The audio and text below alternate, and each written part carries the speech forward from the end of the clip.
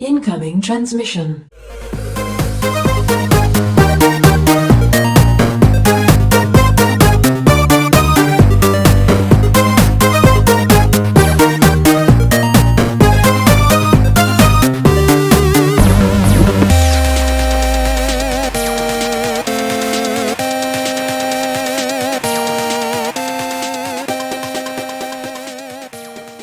Welcome, Watchers of Illusion, to my Castle of Confusion on Friday the 7th of March 2025.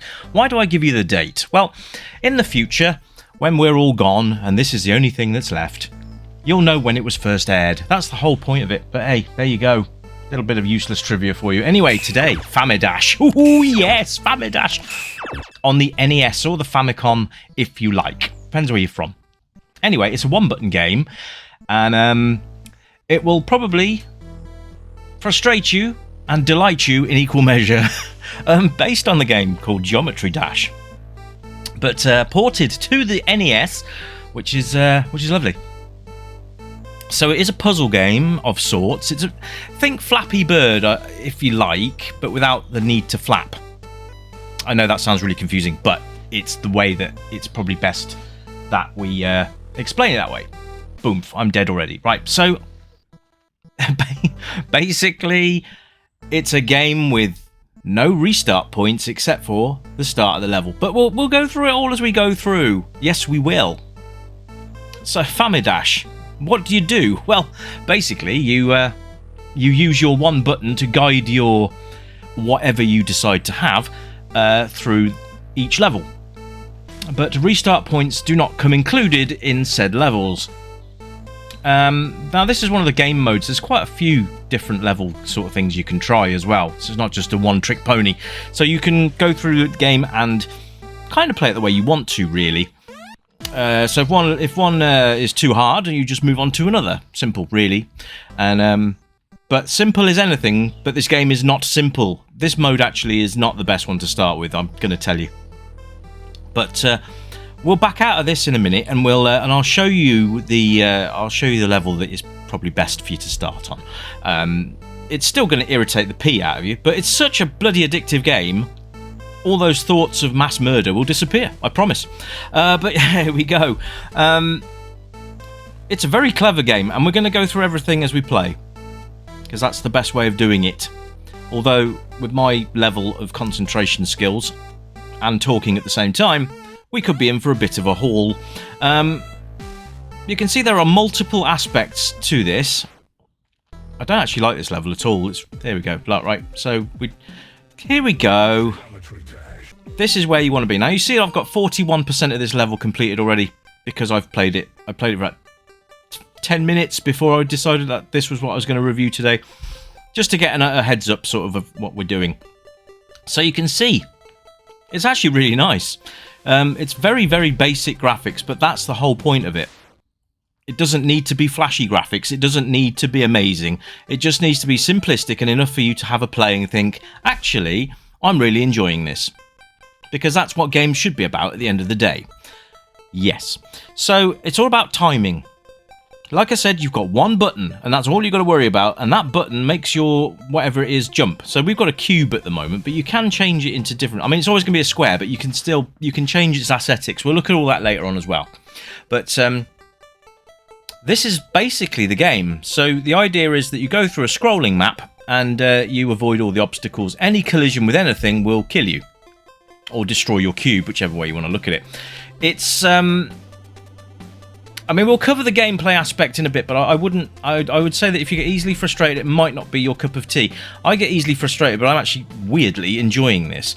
It really messes with your head as well, because you do things that you think you should do, but that'll always result in you dying, or having your block exploding, or whatever, whichever way you want to look at it. But this is what makes the game different. Once you reach the sort of edge of a new zone, because this is still level 1, then you turn into a spaceship, or your little cube gets to ride on a spaceship, and then you've got to get to the next section, and this is where we start to really, and there's no restart points, ladies and gentlemen. No, you start again from the very beginning of the game, or the level that you've selected to play.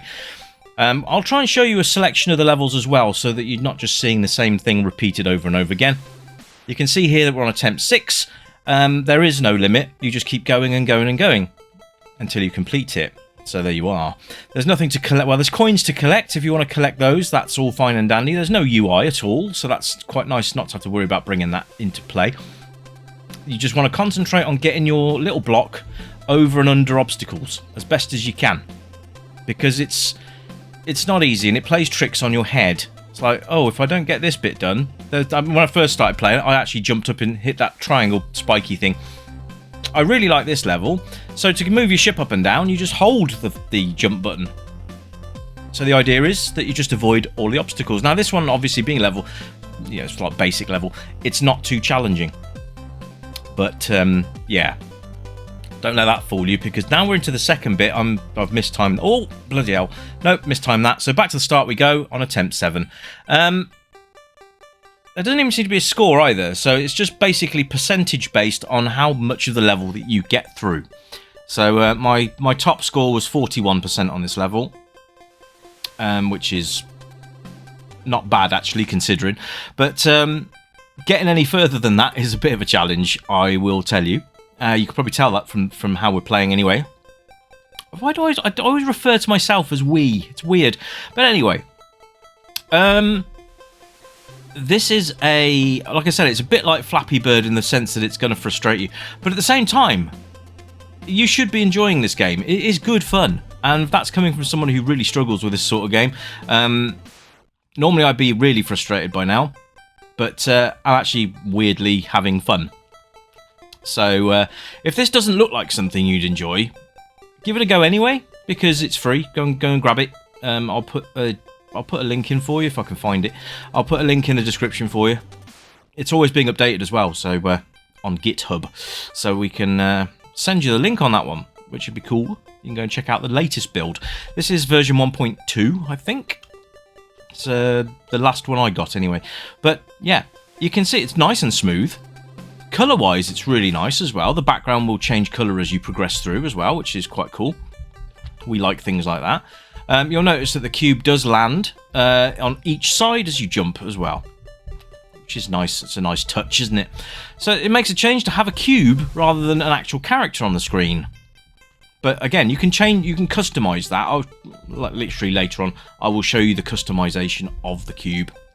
You can see what options you get, little smiley faces and things like that on it, which is quite cool. I like that. And you can change the colour of it and all that. So the customization is there, which is quite nice. But it doesn't change the gameplay at all.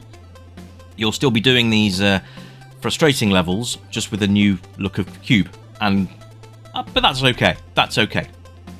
Why did I bring this on to you on a Friday? Because sometimes you just need a challenge at the end of the week and something that you can go, yes, I've done it. Now, I haven't had the opportunity to do that yet because I haven't done it. And I'm going to tell you now, I don't think I'm going to do it because some of this relies on muscle memory. Something my brain doesn't do very well, unfortunately. So I don't know what those coins actually give you. There doesn't seem to be any sort of explanation on that. But here we go. But it's a rhythm-based game, and so if you listen to the soundtrack, you can kind of get an idea of, when to jump. The rhythm will tell you in its own way if you should be jumping or not, if that makes sense. But visually, you need to have sync visual. Oh, I got 52%. So we'll go through the different modes as well. That wasn't fun, was it? Okay. Oh, okay. So we jump on the. Okay. We just go onto those mushy bits, and they propel us into the air. You can tell you've done it because you get that nice little trail behind you. Boing. So, yeah, those square, those little tower jumps. Those are the challenge because you've got to time those right so that you're not right on the edge because you do get pushed forwards. You can also jump by pushing up on the controller. So it's either the A button or up on the controller, whichever is your jam, really. Oh, and yeah, God, we've got to avoid them by jumping normally. So there are traps laid out for you as well, which is going to be fun to navigate. But The soundtrack's really good as well. I really like the soundtrack, and we got hit by that last bloody puddle of goo. There we go. But it's a really nice soundtrack. It's very well thought through. In fact, I went to have a look at Geometry Dash after this, and they've done such a good job. So if you want to have a look at Geometry Dash, go and have a look for that as well. That's free to play on the net. You can just literally open it in a browser window and use your cursor keys. Simple, but effective. There we go, I got too close to that one. So you've got to time your jumps. Everything is timed. Everything needs a little bit of planning. But don't worry about dying, because you've got no lives. It's infinite. It's like an infinite loop. If you want to go out of the game, back to the menu, just press start. And then I think select will get you back to the main menu. Like that. So we're going to look at Poltergeist now. This is another one. Okay, that's not what I want to do. Nope. So each zone brings with it a new challenge, and sometimes have I got to do? So I've not got. Oh, this is the first time I've played these levels. You might tell by the fact that there's absolutely zero progression on them. I can't actually jump over that. Right. Okay. So, but I can jump on those. Oh, that makes perfect sense, doesn't it? Slightly more difficult mode, slightly more challenging, but again, you might want to have a playthrough. And just give it a go. It's something different. And that is exactly what I'm talking about, where your brain wants to do something natural, and you're supposed to do the exact opposite. So for me, it was I needed to jump at that point, but no, I didn't need to jump at that point. So there you go. But yeah, it's a different sort of game, and it's very enjoyable. And I think everyone should give this a go. You know, you've got the option to turn it off after 5 seconds if you so desire it, but I fully recommend giving it a try. So that brings me neatly onto gameplay, really. Well, it's a massively enjoyable, playable game, and it will keep you going. Thoroughly recommend you give it a try over the weekend. It's one of those sit down and give it a go games. You know, have a go on. Even if you get frustrated by such things, have a go. You might surprise yourself. Unlike me, who just jumps blindly into spikes, it's fine. So, yeah, it's Famidash.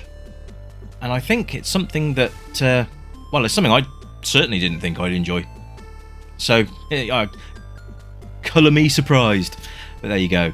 Replay value, absolutely. This game will keep you going for hours, because if you're one of those people that likes to be challenged and refuses to give in, that was lucky, because if I'd have hit that other shiny blob, then I would have shot straight up into those spikes.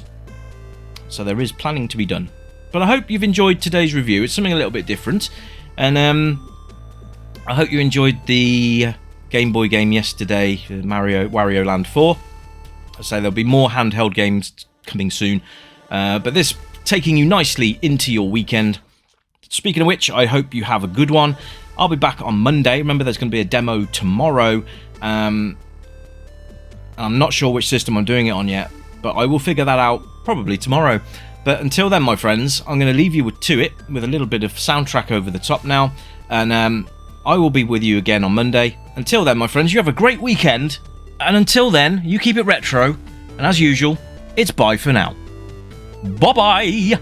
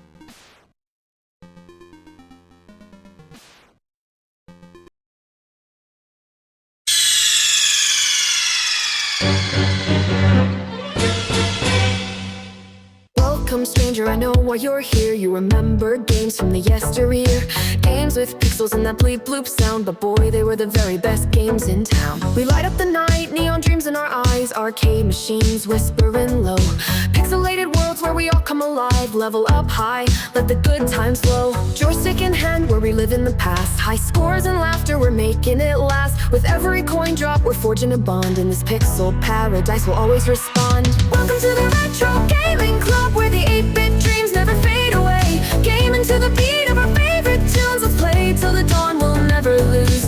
Neon lights shining, we're lost in the glow.